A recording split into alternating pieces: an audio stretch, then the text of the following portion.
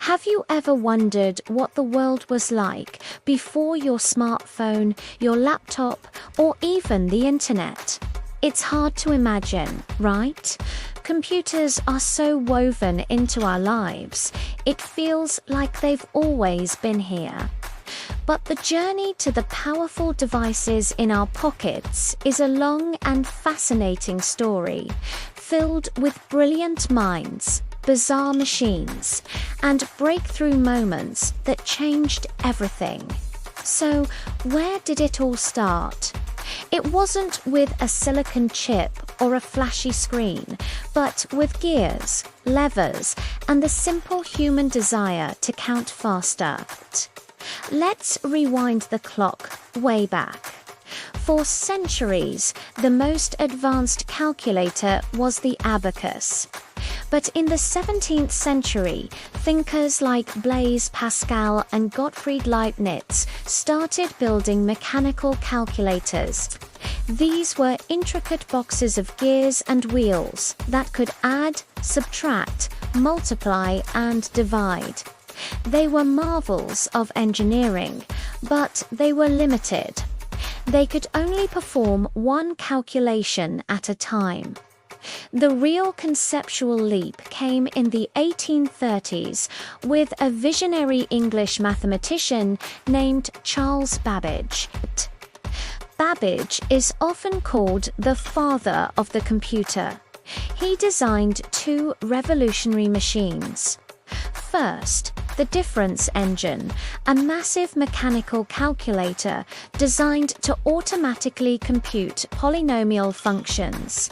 He even built a small portion of it, but his grander vision was the analytical engine.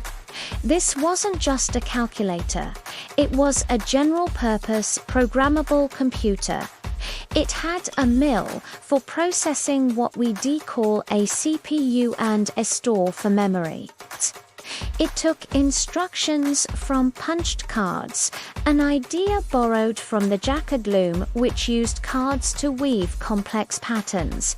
Babbage's analytical engine was never fully built in his lifetime, but its design laid out the fundamental principles of modern computing. Working alongside Babbage was Ada Lovelace, a brilliant mathematician and the daughter of the poet Lord Byron. She saw the true potential of the analytical engine beyond mere number crunching. She wrote what is considered the first computer program and algorithm for the machine to compute Bernoulli numbers.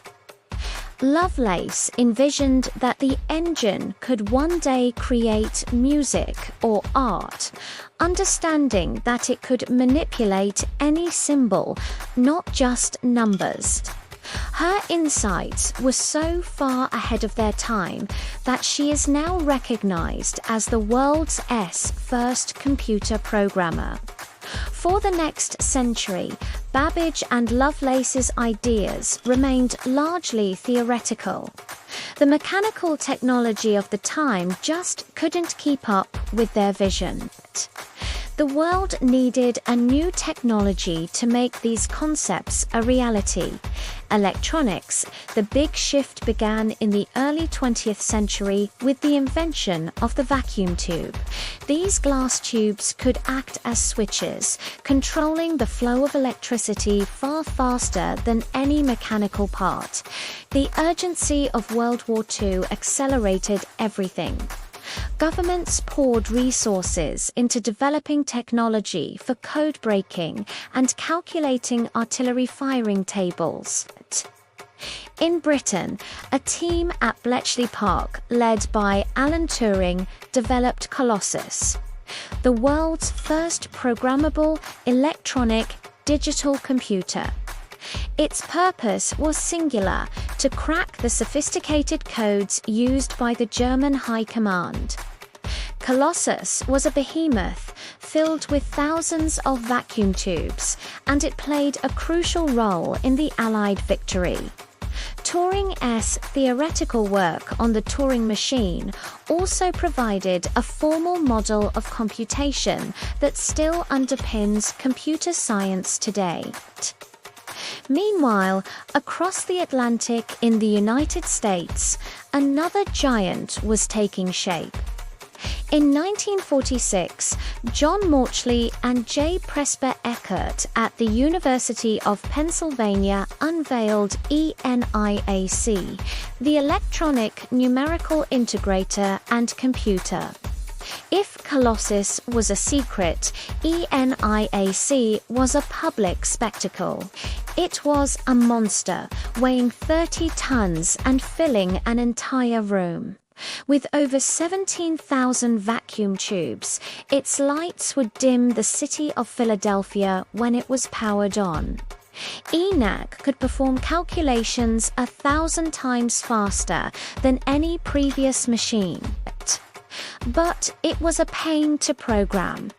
It required physically rewiring plugs and switches, a process that could take days. The key problem with machines like ENIAC was that the program was part of the hardware.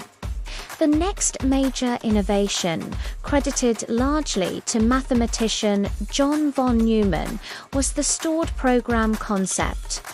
The idea was simple but revolutionary.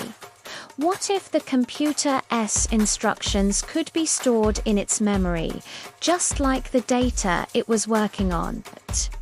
This meant you could change the computer's task simply by loading a new program without any rewiring.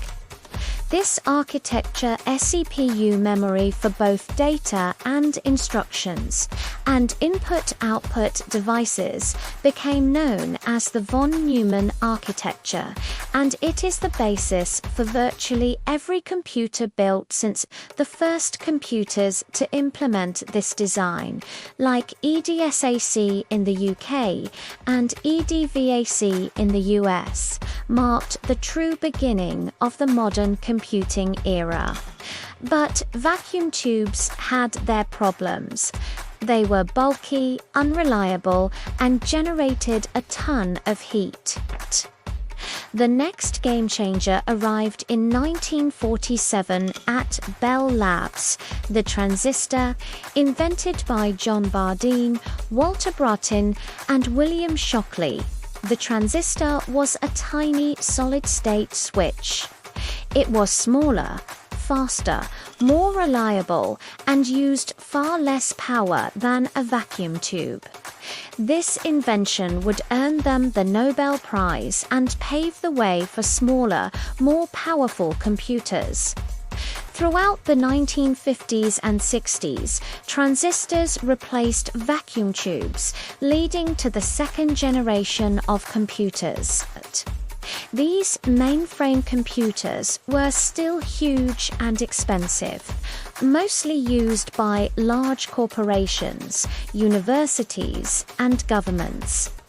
Programming became more sophisticated with the development of high-level languages like Fortran and COBOL, which allowed programmers to write instructions in something closer to human language. But the miniaturization was just getting started. In 1958, Jack Kilby at Texas Instruments and Robert Noyce at Fairchild Semiconductor independently invented the integrated circuit.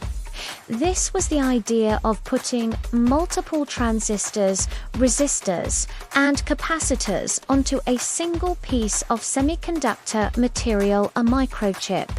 This innovation allowed for even more complex and compact electronics.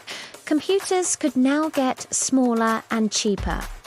The 1970s saw the birth of the microprocessor. Companies like Intel managed to cram an entire CPU onto a single chip. The Intel 4004, released in 1971, was the first commercially available microprocessor. This wasn't just an evolution, it was a revolution. It made the personal computer possible. Suddenly, the power of a room-sized ENIAC could fit in the palm of your hand. Hobbyists and enthusiasts in garages, most famously Steve Wozniak and Steve Jobs of Apple, and Bill Gates and Paul Allen of Microsoft, saw the potential. They weren't just building machines, they were building a vision of a computer on every desk and in every home. The Apple II, the Commodore PET, and the Tandy TRS-80 brought computing into the mainstream. The launch of the IBM PC in 1981, running Microsoft's MS-DOS, standardized the personal computer market and ignited an explosion of software and hardware development. From there, the pace of innovation has been relentless. The graphical user interface, pioneered at Xerox PARC and popularized by Apple's Macintosh, made computers intuitive and user-friendly. The invention of the World Wide Web by Tim Berners-Lee in 1989 connected those computers, creating the global information network we rely on today. Moore's Law, the observation that the number of transistors on a chip doubles roughly every 2 years, has held true for decades, driving exponential growth in processing power. So, the next time you tap on your phone or type on your keyboard, take a moment. You're holding the culmination of centuries of human ingenuity, from Babbage's mechanical dreams and Lovelace's profound insights, through the code breakers of World War II, to the inventors of the transistor and the microchip, and the garage tinkerers who sparked a revolution. It's a story of how a simple desire to count led to a technology that has reshaped our world in every imaginable way. Thanks for joining me on this journey through computing history.